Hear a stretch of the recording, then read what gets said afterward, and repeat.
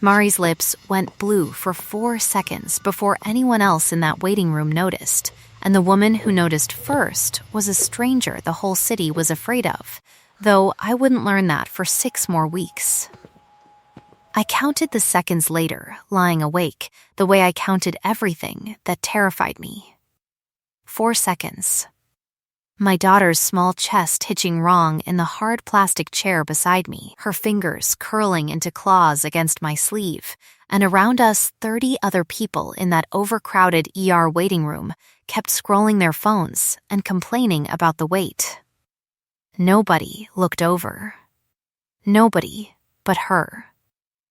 She was sitting 3 chairs down in a long charcoal coat that had never seen a hospital fluorescent light before, spine straight, hands folded, watching the room the way a soldier watches a room, exits first, threats second, everything else last. I had clocked her the moment we walked in and dismissed her the way you dismiss anyone who looks like they don't belong to your kind of tired. Rich people didn't wait in county ER rooms at 11 at night. But there she was, unmoving, untouched by the chaos, and when my daughter's breath caught wrong, her head turned before mine did. "She's seizing," someone near us said, wrong, and a nurse who'd clearly been awake for 16 hours started toward the front desk instead of toward us, because the front desk was closer and easier, and I understood. I did. I worked 3 floors from this exact room 5 nights a week, processing the same overwhelmed charts. I was nobody here. I was the billing clerk who filed insurance denials at a folding table behind glass, not a nurse, not anymore, no matter what I still knew in my hands. And what I knew in my hands told me my daughter was not seizing. Her eyes were open, her heart, under my palm where I'd shoved my hand beneath her shirt on instinct, was doing something fast and wrong and arrhythmic, skipping like a stone across water, and 2 years of a nursing degree I never finished came roaring back up through me all at once. "She needs a monitor, not a sedative," I said to the intake nurse, too loud, my voice cracking down the middle. "It's cardiac. Look at her hands, look at her color, it's not a seizure." Nobody looked at her hands. Mari went limp against my shoulder, and then she didn't. She pushed off me instead, 4 years old and burning with fever and somehow stronger than I was in that instant, and she crawled, on a hospital floor I would never in my life let her touch on a normal day, 3 chairs down to the stranger in the charcoal coat, and pulled herself up the woman's knee like it was the only solid thing left in the building. I should have been horrified. I was too afraid to be anything but grateful. The woman didn't flinch, she didn't ask permission, and she didn't need to, because Mari had already decided. The way sick children decide things, absolute and without appeal. 2 arms came around my daughter's small, shaking body with a gentleness that didn't match anything else about her. Not the rings, not the watch that cost more than my year's rent, not the stillness that made grown men in that waiting room angle their bodies away from her without knowing why. She smelled like winter glass and vetiver, cold and clean and strange, and under my own fear-soured scent of chamomile and warm linen, I watched my daughter's breathing even out against a total stranger's collarbone, like someone had finally turned the volume down on the whole room. "Her heart," the woman said, not to me, to the nurse. 2 words, no more, delivered in a voice that made the nurse's spine straighten on reflex. Now, they took Mari back 4 minutes later. I know, because I watched the clock the whole time, the way I watch every clock in every hospital, the way I've watched clocks since I was 25 years old, and a state trooper told me my husband's car had gone off the highway on black ice with my number still in his phone. When I turned around to thank her, the chair was empty. No name. No card, nothing but a faint cold water smell already fading into antiseptic, and a folded gray coat-shaped absence where a woman who had held my daughter like she mattered had simply ceased to be in the room. My phone buzzed against my hip as they wheeled Mari's gurney through the double doors. Vantage and Cross, LLP, the screen said, my mother-in-law's law firm, the fourth call that week. I silenced it with my thumb and followed my daughter into the fluorescent dark, and I did not think, not yet, that the coldest woman I had ever seen would be the one still standing between us and the worst thing that had ever happened to me. I found out later that she never left. She was in the hallway outside cardiac imaging 4 hours after I lost sight of her, sitting on a bench meant for exhausted families, still in that gray coat, still not looking at her phone. I only knew because a nurse mentioned it in passing, confused, the way you'd mention a stray cat that kept showing up at the same door. Some woman. Wouldn't give a name. Wouldn't leave until they called Mari's. I didn't understand the habit yet. I would. Mari came back to us stable at 3 a.m. with wires taped to her chest and a diagnosis nobody wanted to say out loud yet, and a cardiologist with tired eyes told me the word arrhythmia like it was a small thing, the kind of small thing that had already taken 4 seconds of my daughter's breath away in a waiting room chair. I signed forms with a hand that wouldn't stop shaking. Somewhere behind the curtain, a machine kept time for her heart in soft electronic chirps, and I sat in the one chair in that room and thought about a coat the color of a storm and hands that hadn't hesitated, and I thought, stupidly, hopefully, that I would probably never see her again. I was wrong about that too. 3 days later, Mari was discharged with a stack of paperwork thick enough to choke on, a suppressant regimen, a follow-up in 2 weeks with a specialist we couldn't afford, and a stuffed gray rabbit named Pockets clutched under one arm with its left button eye long gone, chewed loose sometime during her 2nd birthday, and never replaced, because I never had a spare hour to sit still with a needle and thread.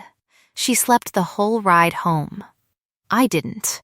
I kept checking the rearview mirror like something might be following us, though nothing was, not yet, not that I could see. It was Oda who told me, 2 nights later, leaning over the nurse's station with her eyebrows somewhere near her hairline, that the woman who'd sat with Mari that night had come back. Not to visit, to ask, very quietly, which insurance appeals desk handled pediatric cardiac claims, and to stand there long enough that 3 different staff members had nearly tripped over themselves finding out. She didn't leave a name, Oda said. But Denny in security says she's been in this ER before. Middle of the night. Alone, doesn't check in as a patient, doesn't check in as anybody, just sits until whatever kid she's watching over gets called back, and then she's gone before the doctor comes out. That's insane, I said. That's not the insane part, Oda said, and lowered her voice like the walls themselves might be listening. The insane part is I asked Denny who she was, and he went white as a bedsheet and told me never to say her name out loud in this building, because apparently she owns it. I laughed. I actually laughed, right up until 3 days after that, when a courier arrived at the billing desk where I filed my life away in 40-hour weeks, carrying a small parcel addressed to Mari Vantage in handwriting so precise it looked typed, containing 1 replacement rabbit eye button sewn on already and no note at all. I held it in my hands behind that glass partition for a long time before I understood I was shaking. The next time I saw her, it was in the hallway outside cardiology, and this time I knew exactly who I was looking at before she ever said a word, because a hospital administrator half-jogged past us both, went pale, and said, "Miss Calder," like the name itself owed him money. I didn't say anything back yet. I just stood there with my daughter's small hand in mine and watched the coldest woman in the building turn and recognize me and for one unguarded second looked like she'd been caught doing something she hadn't meant anyone to see. That was the day everything started, though I wouldn't understand the size of it for weeks, how far back her habit of sitting in waiting rooms until a name was called actually went, or what it had cost her to build it. All I knew, standing in that hallway with a mended rabbit in my daughter's arms and my heart doing something unfamiliar in my chest, was that the woman everyone in that hospital seemed to fear had spent 4 days finding a spare button for a 4-year-old's toy, and that I very badly wanted to know why. She didn't give me the chance to ask. A pager went off somewhere on her hip. Real. Official.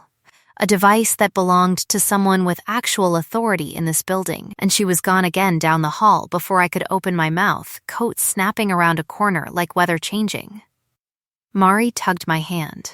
"The snow lady," she announced, delighted, like she'd solved a riddle nobody else had been smart enough to try. She fixed pockets. "I saw that," I said. "Is she coming back?" I didn't know. I told her I didn't know. But 3 hours later, sitting at my folding table behind the billing glass with a stack of denied claims taller than my elbow, I found a business card sitting squarely in the center of my keyboard where no one should have been able to reach without a badge. Cream cardstock. 2 words, no title, no explanation. R. Calder, underneath it. In the same precise handwriting from the parcel, 7 words that I would turn over in my head for the rest of that week like a stone worn smooth from handling. Tell the front desk you're expected. Anytime, I put it in my coat pocket instead of my purse, where I could feel the edge of it against my ribs all the way home, and I did not tell my mother-in-law's law firm a single thing about it when they called for the 5th time that night, though I did, finally, listen to the voicemail. Constance's voice, clipped and gracious in the way that had always made my skin crawl. "We just want what's best for Marigold, dear. We think it's time we discussed her future somewhere more permanent than that apartment of yours." I deleted it. I put the card back against my ribs, and somewhere across town, in a house I had never seen and couldn't have imagined, a woman named Roswen Calder sat alone at a long, dark table with a folder open in front of her that had my name and my daughter's medical history in it, and did not yet know how to explain, even to herself, why she had spent 4 days sewing a button onto a stranger's toy instead of sleeping. I went back to the hospital 2 weeks later for Mari's follow-up, and I brought the card. I told myself it was only because Oda had insisted the private pediatric wing had better equipment. I told myself a lot of things that spring that turned out not to be true. The Calder wing occupied the hospital's top 2 floors, and I had walked past the elevator bank 100 times in 3 years of night shifts without ever pressing the button, because employees like me didn't go up there. The doors opened onto carpet so thick it swallowed the sound of my own shoes onto a waiting room with real windows and real quiet, and a receptionist who said my daughter's name like she'd been expecting it for days. "Miss, Calder said you'd be told to go straight through," the receptionist said, and I stood there holding Mari's hand and a rabbit with 2 matching button eyes, and thought, not for the first time, that I had absolutely no idea what I was walking into. Roswen was waiting in an exam room that looked nothing like an exam room, standing by the window with her hands loosely folded, that same gray coat draped over a chair like she hadn't decided yet whether she was staying. She turned when the door opened, and something in her face, some small, guarded thing, eased for exactly as long as it took her to see it was us. "You came," she said. "You left a card in a locked office. I have a key to most of this building." Not an apology. A fact, stated flat, the way she seemed to state everything. It seemed easier than explaining myself in a hallway. "You could try now." She looked at Mari first, crouched with unhurried patience to bring herself level with a 4-year-old clutching a rabbit, and something about the care in that single motion undid a knot in my chest I hadn't known was still tied. "Hello again," she said to my daughter, and her voice, clipped and cool with every adult in this hospital, went soft in a way I hadn't heard yet. "Did Pockets keep his eye?"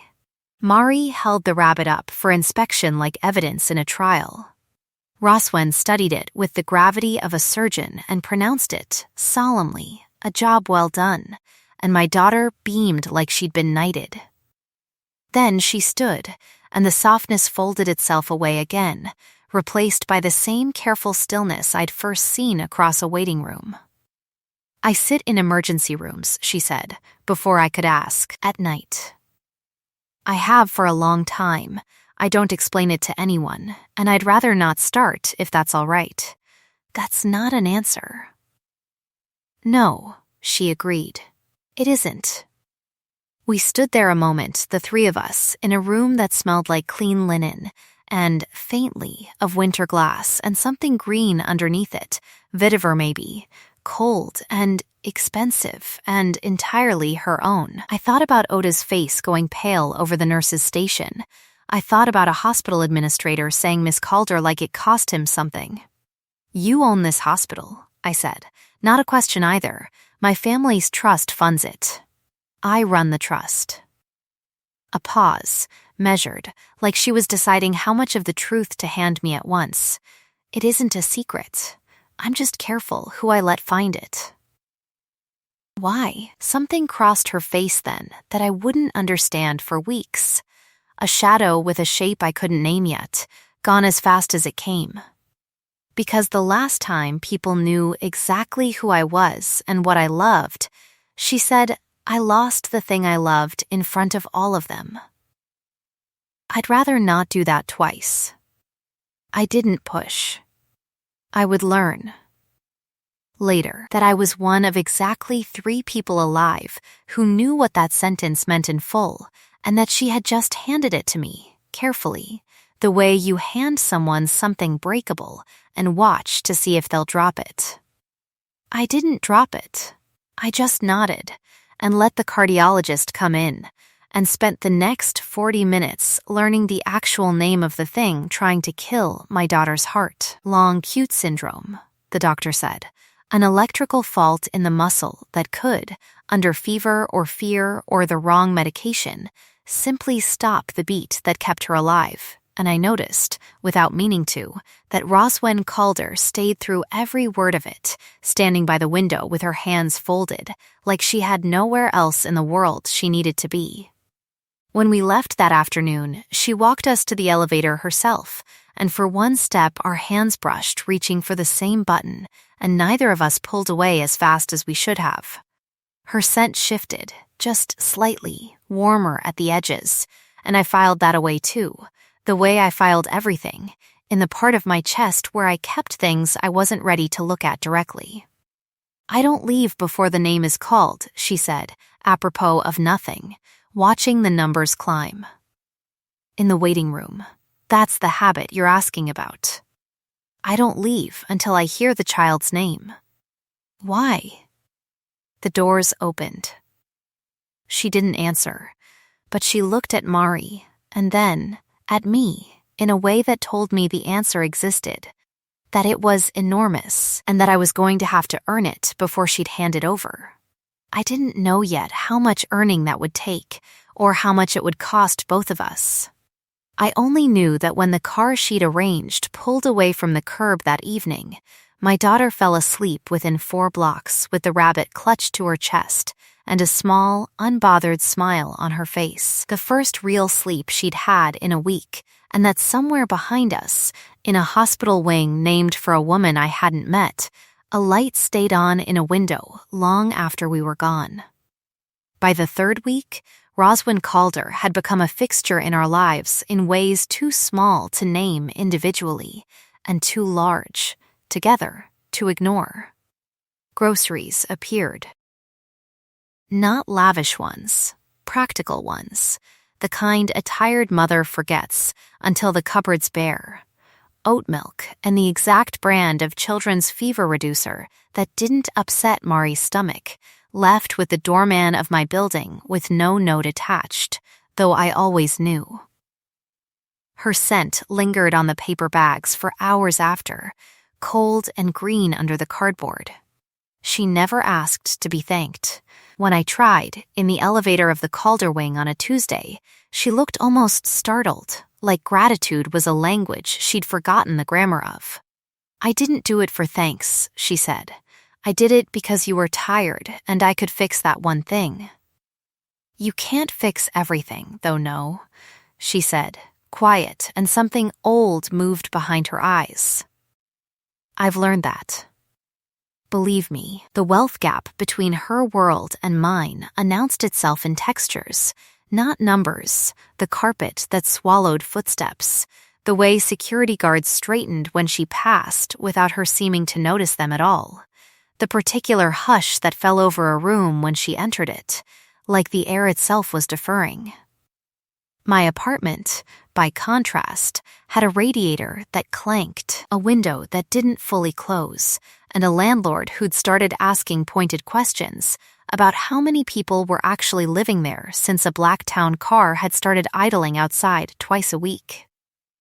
Dorian Vess found me at the billing desk on a Thursday, hospital ID swinging from a lanyard that probably cost more than my coat, and informed me, with the particular smile men like him reserve for women they consider beneath negotiating with, that Mari's claim for the cardiac monitor had been flagged for irregularities and would need to be resubmitted with additional documentation I didn't have and couldn't easily get. "There's nothing irregular about it," I said. "I've filed 100 claims exactly like it.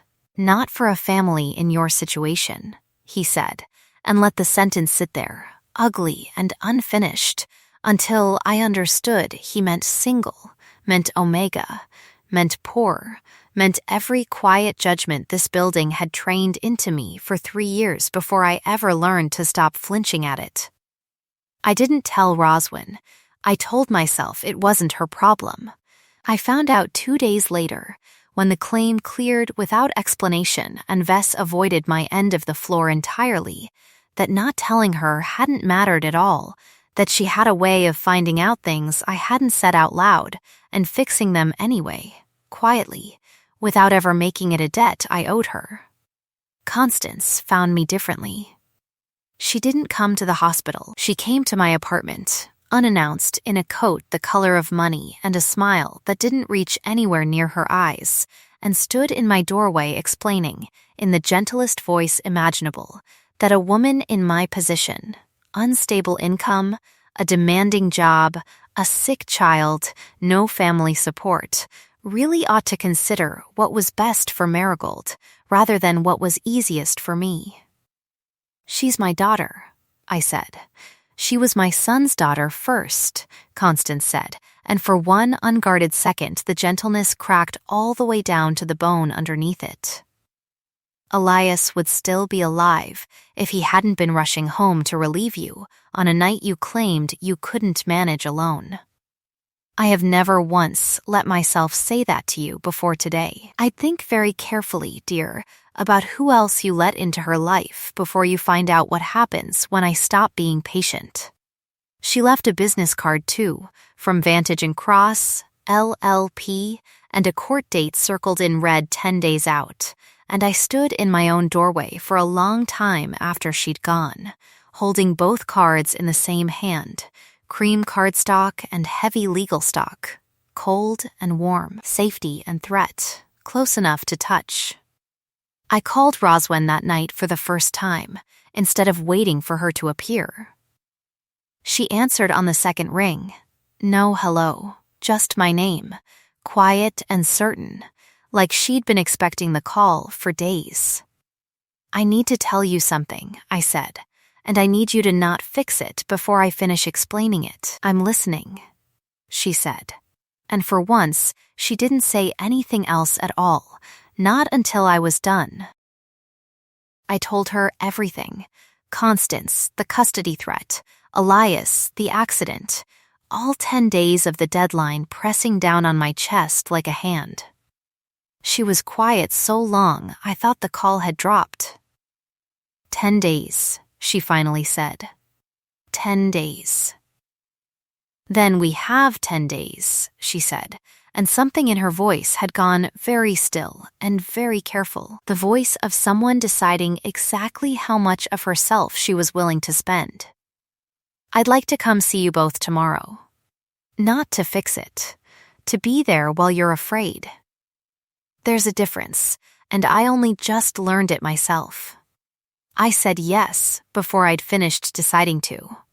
And when she arrived the next evening, standing in my clanking, imperfect apartment in her impossible coat, Mari ran to her before I could say a word, rabbit under one arm, and demanded, imperiously, that the snow lady read her a story in the voice she used for dragons.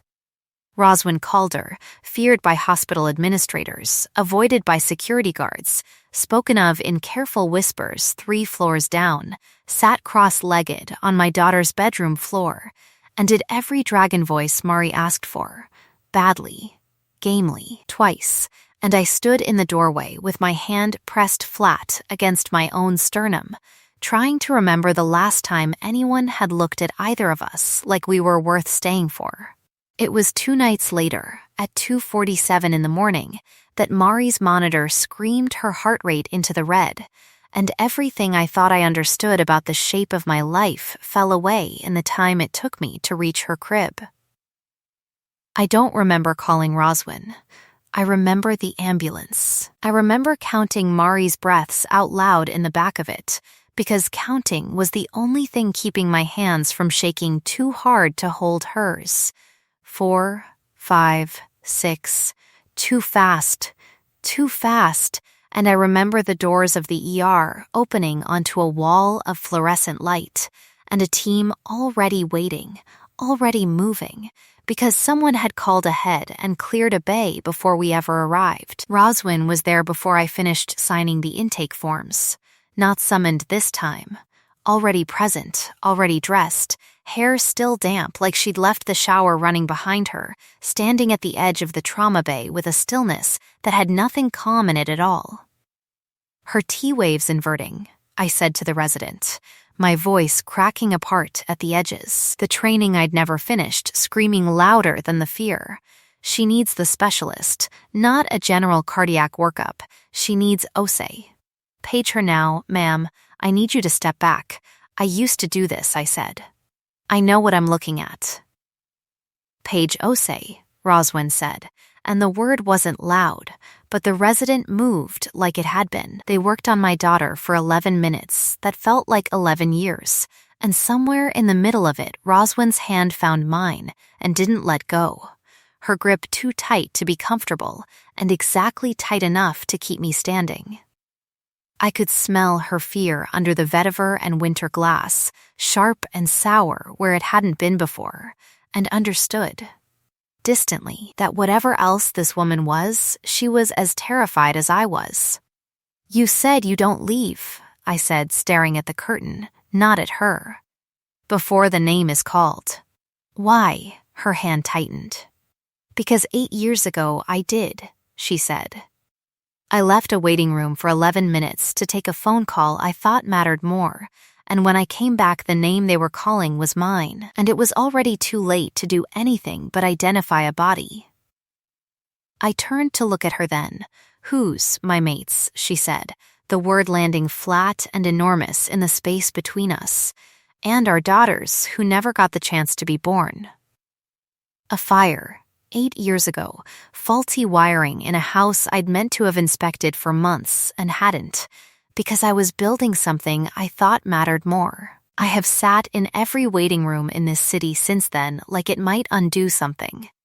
It's never once worked. I keep doing it anyway. I didn't say anything.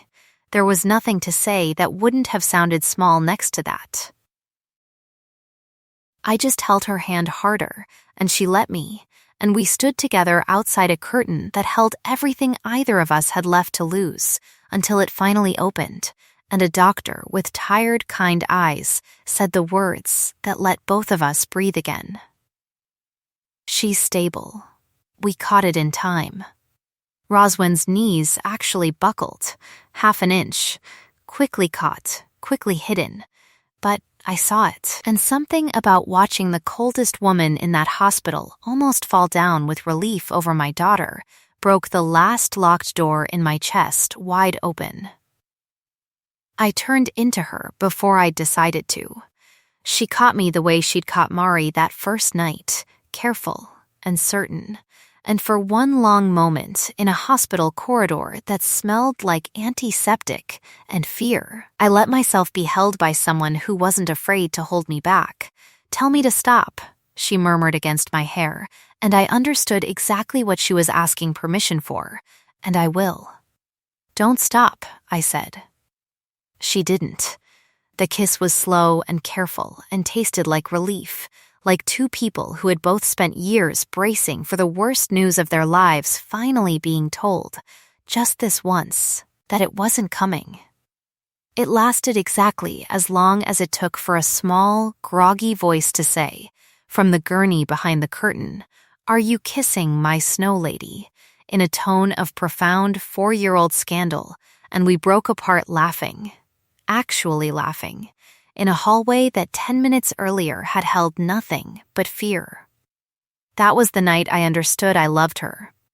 I didn't say it, neither did she, but when Constance Vantage appeared at the end of that same hallway 20 minutes later, having heard, God knew how, that Roswin Calder had been seen holding my hand through a cardiac emergency, her smile was thin and sharp and entirely unsurprised, like she'd just been handed exactly the weapon she needed.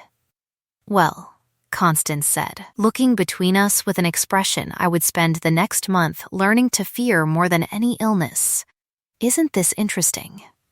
The following 2 weeks were, despite everything, the gentlest of my life. Mari stabilized on a new medication regimen.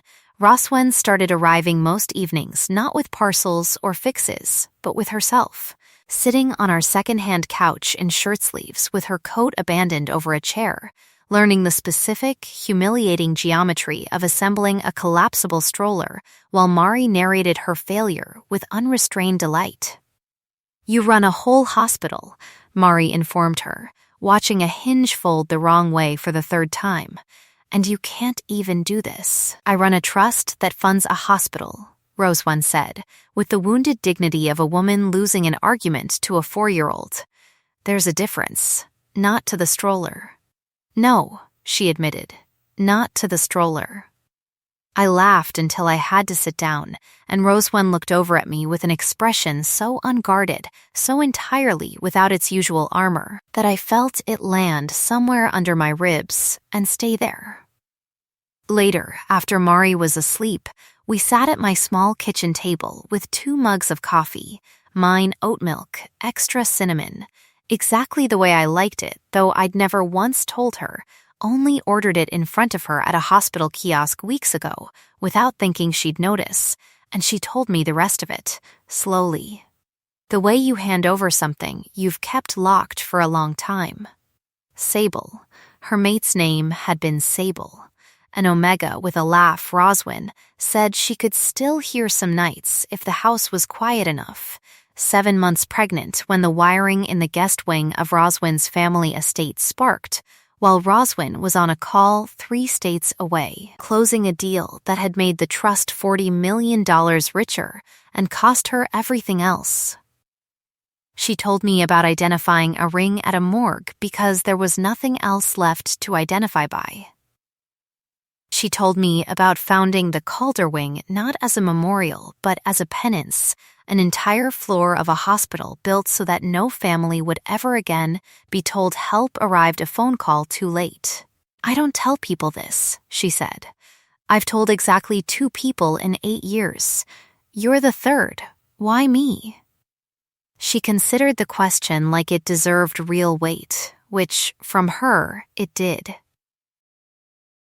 "Because you looked at a stranger holding your dying daughter, and you didn't see money or power or a name people are afraid to say," she said. You saw someone who didn't let go.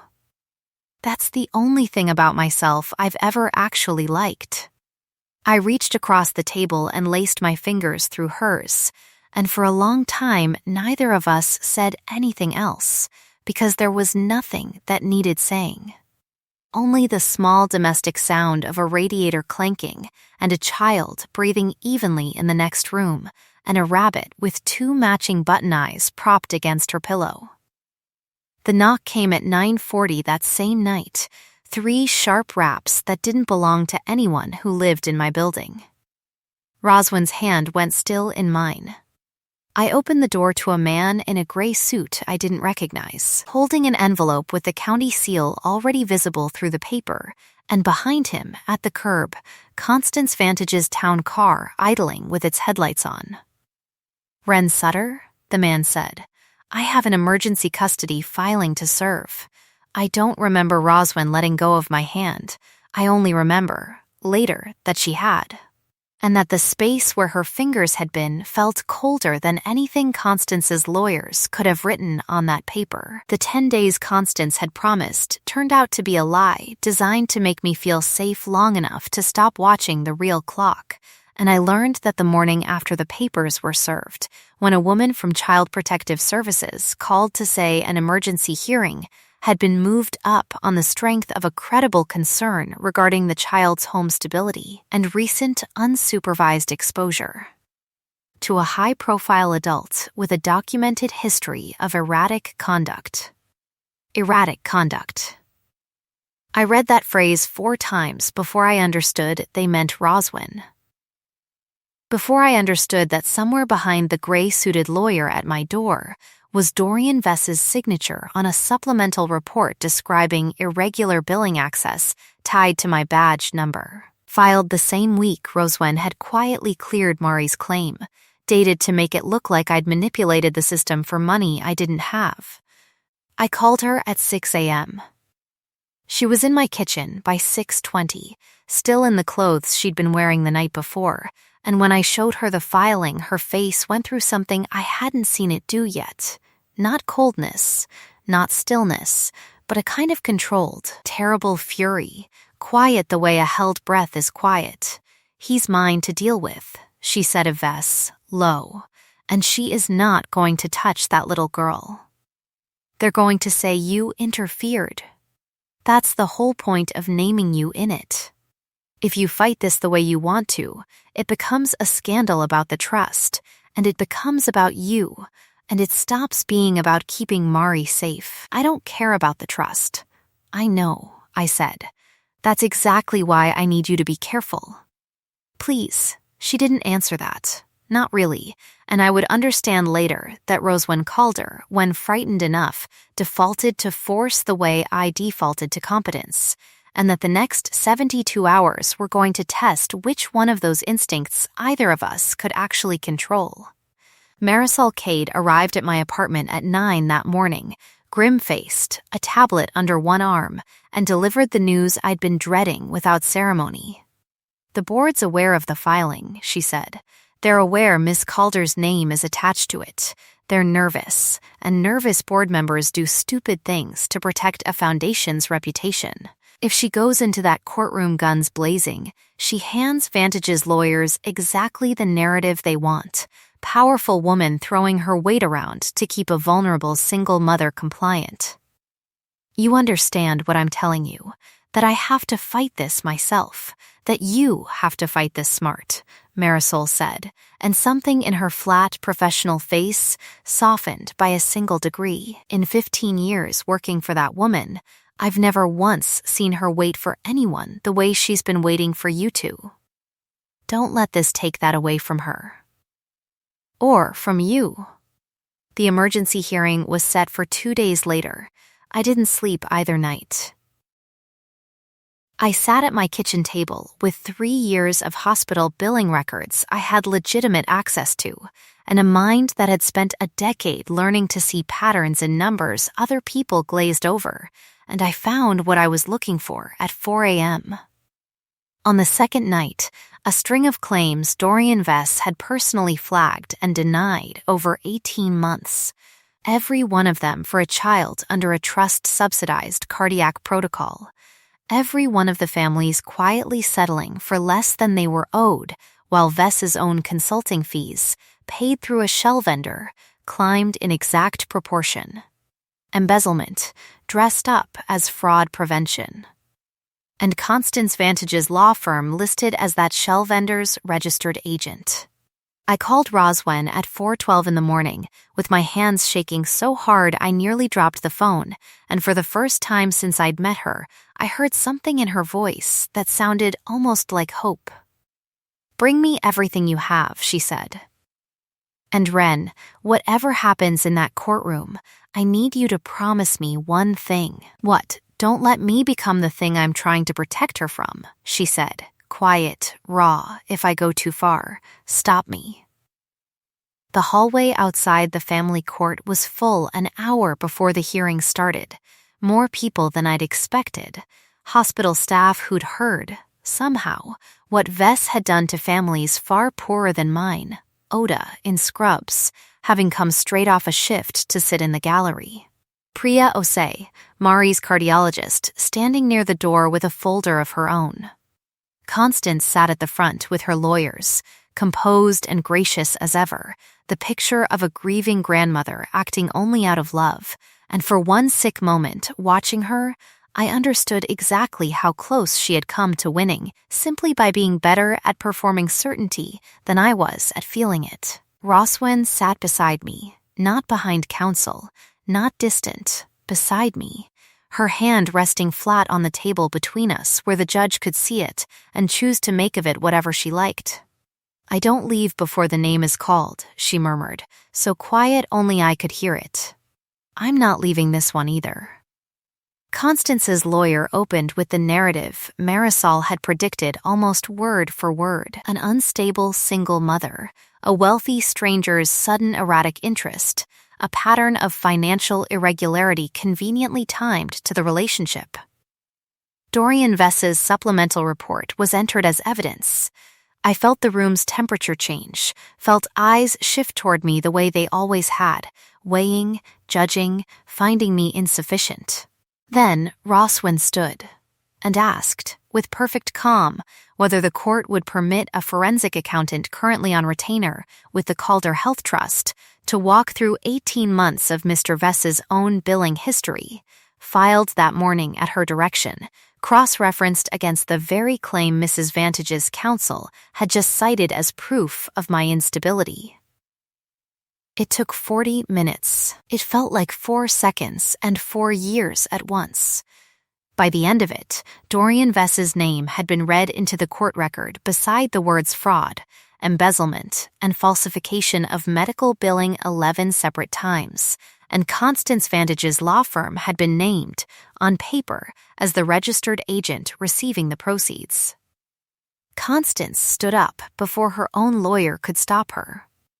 "I did what I had to," she said, voice cracking for the first time I'd ever heard it crack, "to bring my son's daughter home to a family that could actually protect her.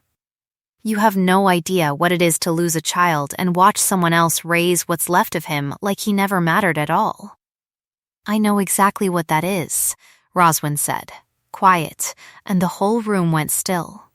Because everyone in it had by then heard, in pieces, what she'd never said publicly in 8 years. "I lost my mate and my daughter in a fire I could have prevented if I'd cared about anything that day the way I cared about a phone call. I understand grief better than almost anyone in this room.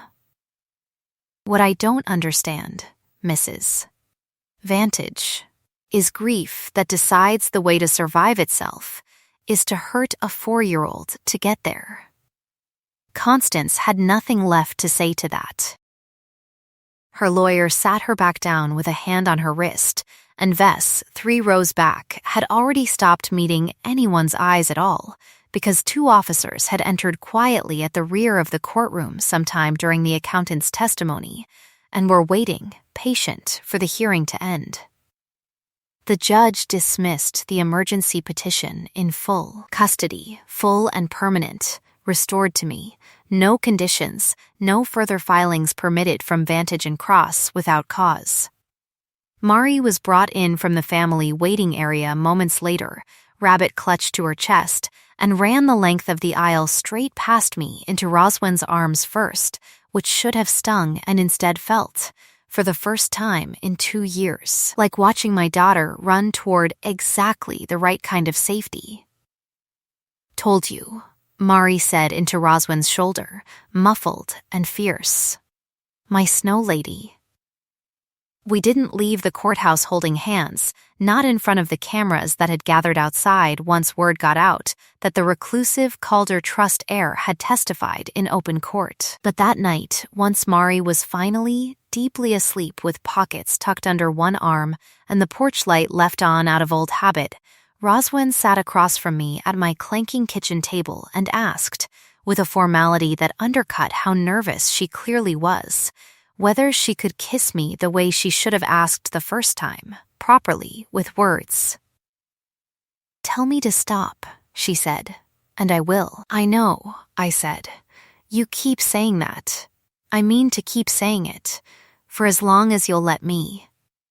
"Then don't stop," I said, and this time there was no curtain, no gurney, no 4-year-old audience to interrupt us, only her mouth against mine. Careful at first and then not, her hand finding the back of my neck like she'd been waiting years to be allowed to, and when she finally, gently, asked permission to mark me, an actual bond, offered plainly, no assumption in it at all, I said yes before she'd finished the sentence, because I had known, somewhere under the fear, since the night she caught my daughter falling out of a waiting room chair, that I would.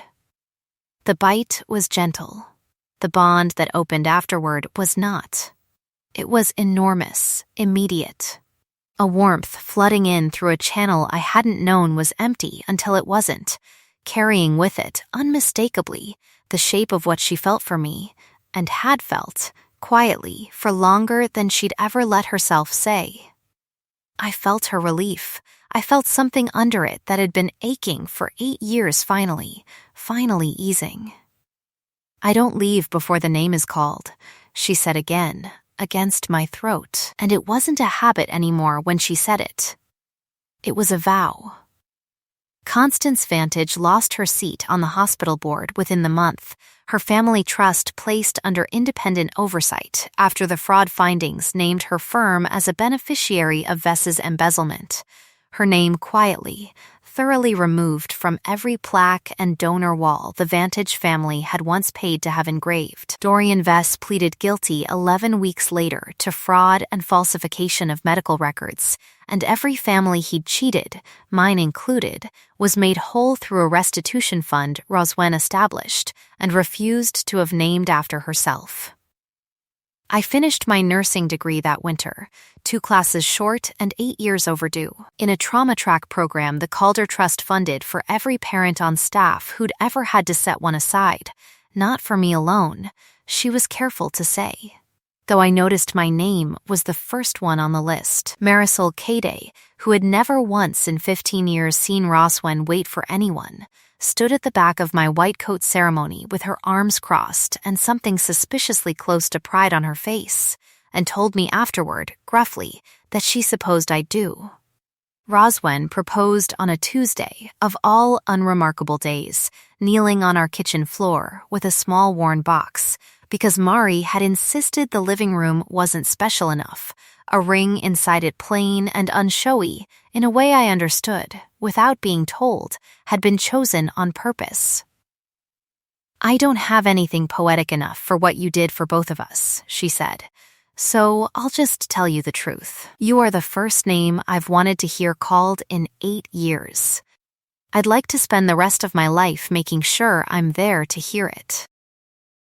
We bonded fully that spring, a small ceremony in the Calder Wings garden with maybe 30 people in it, Oda ugly crying in the second row, Priya Ose toasting us with real warmth and no bitterness at all, Marisol standing beside Roswen the entire time like a woman, guarding something she'd finally decided was worth guarding. Mari, 5 now, wore a dress the color of Pocket's fur, and informed the officiant, solemnly, that she would be handling the rings personally. A year on, our apartment has a working radiator and a second bedroom. Roswen insists on calling the nursery, even though nothing's decided yet, only hoped for, quietly, between us, in the dark. Mari calls her Mama Ro now, easily, like she's always known the words. The rabbit sits on the windowsill of that second bedroom in the mornings, both button eyes catching the light, because some mornings I still can't quite believe either of us survived long enough to get here, and I like something small and mended to look at when I remember. I used to think being unseen was simply what I was, a billing clerk behind glass, a widow behind grief, a mother behind exhaustion, invisible in the particular way tired. Ordinary women become invisible to a world too busy to look twice. I know better now. Being seen was never about being extraordinary. It was only ever about someone choosing to stay in the room until your name was finally called. The end.